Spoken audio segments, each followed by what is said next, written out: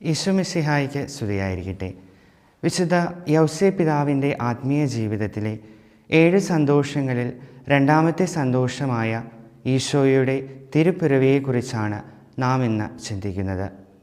ബെത്ലഹേമിൽ ഒരു കാലിത്തൊഴുത്തിൽ തികച്ചും ദരിദ്രമായ ചുറ്റുപാടുകളിലായിരുന്നു യേശുവിൻ്റെ ജനനമെങ്കിലും അത് വിശുദ്ധ യൗസേ പിതാവിൻ്റെ ഹൃദയത്തെ അനിർവചനീയമായ ആനന്ദം കൊണ്ട് നിറച്ചു.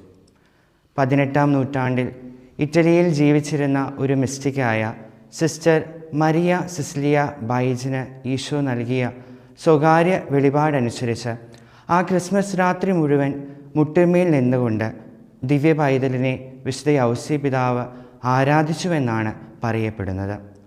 നമുക്കറിയാം, ഒരു സാധാരണ കുടുംബത്തിൽ ഒരു ഭർത്താവായ പുരുഷൻ അയാൾ ഒരപ്പനാകുമ്പോൾ അനുഭവിക്കുന്ന വലിയൊരു ആനന്ദമുണ്ട്. ആ ആനന്ദത്തിൻ്റെ അനേകമടങ്ങ് ആനന്ദമായിരുന്നു തിരുകുടുംബത്തിൻ്റെ നാഥനായ വിശുദ്ധ യൗസേ പിതാവ് അന്നേ ദിവസം അനുഭവിച്ചത്. മാലാഖമാരുടെ സ്തുതികീർത്തനവും ആട്ടിടയന്മാരുടെ സന്ദർശനവുമെല്ലാം ആ ആനന്ദത്തെ വർദ്ധമാനമാക്കി. ജോസഫ് അഥവാ യൗസേപ്പ് എന്ന ആ പേരിൻ്റെ അർത്ഥം തന്നെ വർദ്ധിപ്പിക്കുക അല്ലെങ്കിൽ ദൈവം വർദ്ധിപ്പിക്കുന്നു എന്നതാണ്. പഴയ നിയമത്തിലെ പൂർവ്വപിതാവായ യൗസേപ്പിൻ്റെ കാര്യം എടുത്താൽ തന്നെ എന്തുത്തരവാദിത്തം അദ്ദേഹത്തെ ഏൽപ്പിച്ചപ്പോഴും അതിലെല്ലാം ഒരു വിജയം അല്ലെങ്കിൽ ഒരു വർധനവ് വരുന്നതായിട്ട് യൗസേപ്പിൻ്റെ യജമാനന്മാർക്ക് കാണുവാനായിട്ട് സാധിച്ചു.